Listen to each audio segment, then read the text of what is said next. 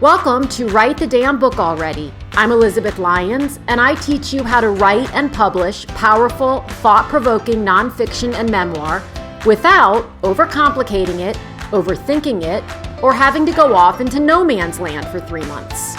Listen in each week to learn more and get your hands on all my great free book writing resources at elizabethlyons.com. I had this beautiful conversation last week with someone who said to me, she asked me, how do you, Elizabeth, me, define success for your program?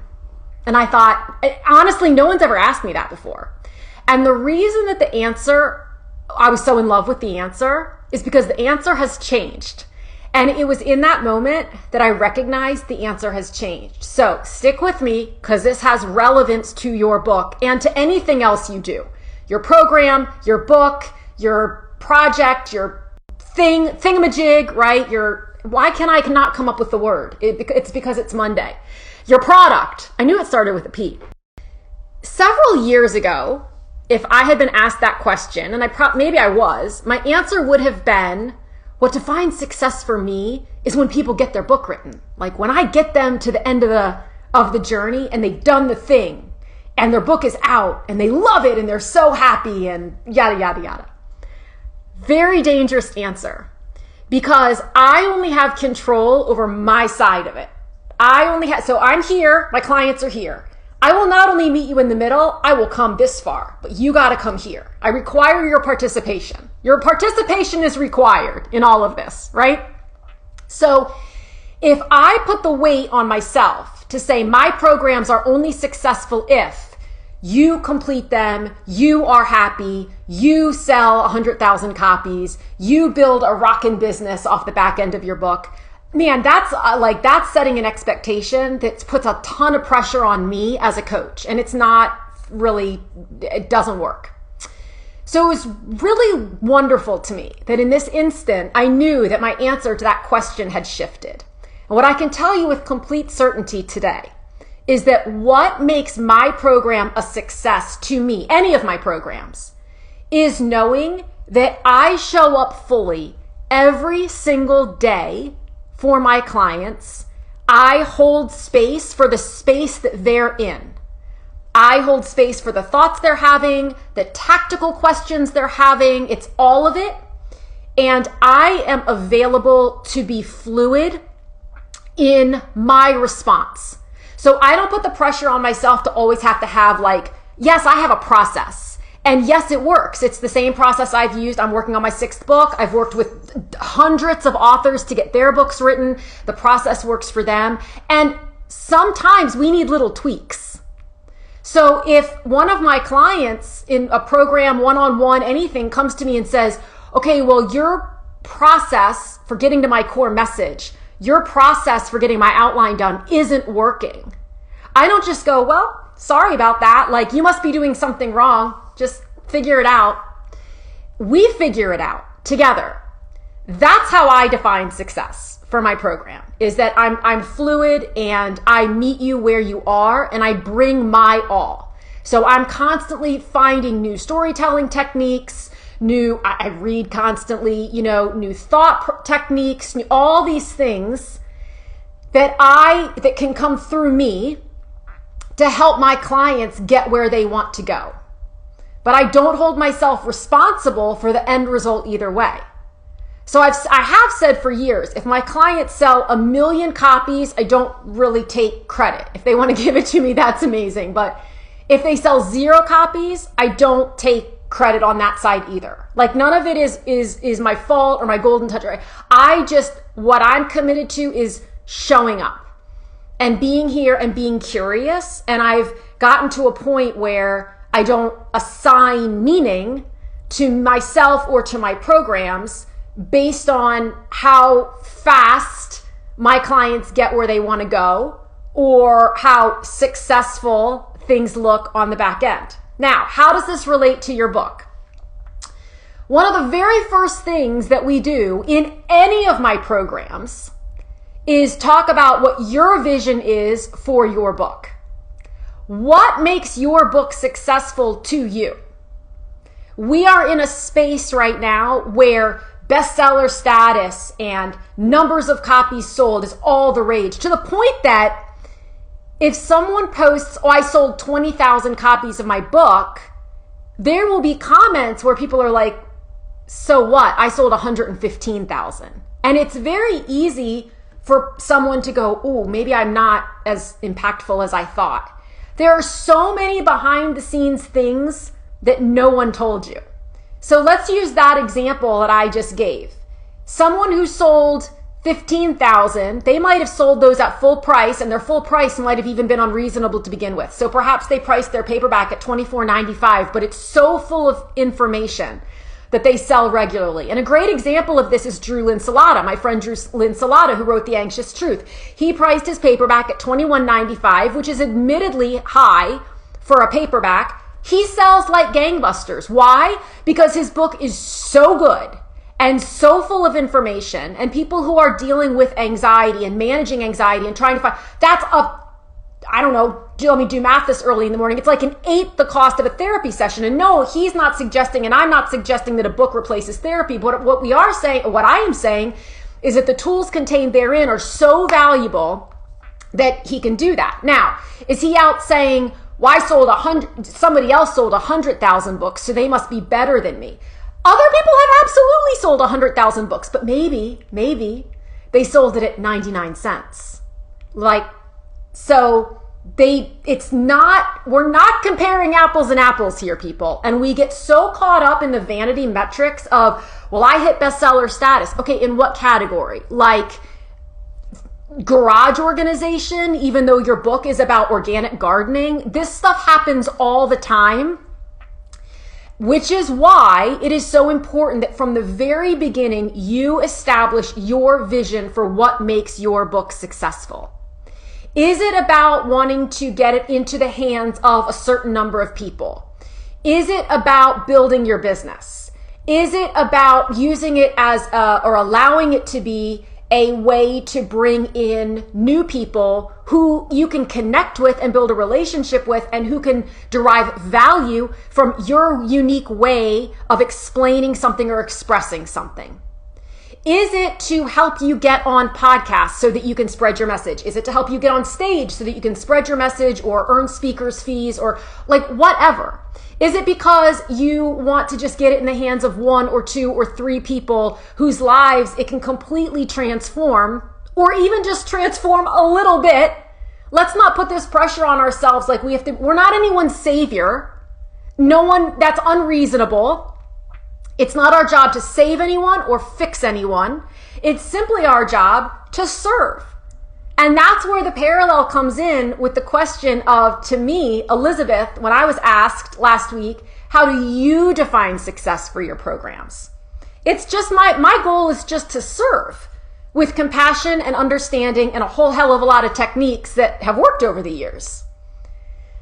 But it's not to have numbers behind it or competition behind it. So I hear frequently from people who say, well, it can be a big investment to publish a book. If you're hiring a coach, if you're then hiring an editor, if you're doing hybrid publishing, self-publishing, it's an expense. Will it be worth it? That's actually not the right question. Let me take that back. It's not that it's the wrong question. It's that what someone's asking is, will this matter? Not will it be worth it, but will it matter? Because when you go and you spend $30,000 on a car, in most cases, and you're like, well, this car's $30,000 and this car's $33,000 because there's a sunroof and some other contraption I'll never figure out how to use. So I want that. That's worth it to me. It's not about an ROI. You're not getting an ROI from that. It's about, I'm going to feel awesome while I'm driving that car and looking up at the stars. Or it's why I don't have a sunroof, because I'm in Phoenix and it's 117 degrees and I don't want it pouring in, even though I can shut it and I get it. But we don't ask those questions about other things. So it doesn't even make sense that we would be like, well, will it be worth it? What we're trying to assess if our story is worth it, which is a whole different conversation. But the best way, not around, because I don't want anyone to go around this. I want you to go through it. The best way to walk through it is to full on assess what is your goal, what is your vision for success when it comes to this book. I cannot tell you the number of people I've talked to, worked with, etc., who have never hit an official bestseller list, people have never heard, there are people who have never heard of all kinds of people that you'd think are there are people who haven't heard of Elon Musk, believe it or not. Everyone's a stranger to someone. So, and then, that's a whole conversation, different conversation too. So I'm not going to go off on a tangent, but we sometimes feel, because we're in a comparison game, that our goals aren't big enough and our definition of successful isn't big enough, good enough, strong enough if it doesn't include massive numbers, massive dollars, massive impact, massive stages. I was in Fortune, I was in Forbes, I was in Entrepreneur, I was on CNN, Fox News. And sometimes those things, if that's part of your vision, those things are amazing. Let me tell you when those things are not amazing. Speaking of, why can't I think of a name right now? Ryan, the Stoic. It's going to come to me in a minute. If someone knows it, type it in the comments. I beg of you. Again, it's Monday, 1 cup of coffee in. Had a book, hit the New York Times bestseller list finally, and he's like, it didn't do anything. He said this publicly in his newsletter last week.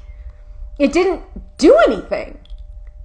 So it's wonderful for the ego to hit these lists. If that's your goal, because it's a bucket list item, that's fine. That's a fair goal.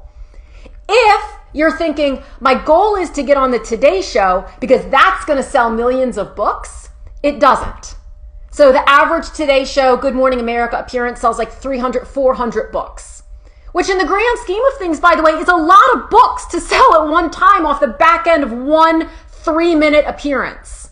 But because the expectation is, oh my God, but their audience is in the millions, so therefore I'm going to sell in the millions. When people only sell 300, 400 books, they're disappointed and they think there's something wrong with them, with their book, with their marketing, with their cover, with their logo. And that's not it. And so again, why it's so important to say, these are my goals. This is what success looks like to me.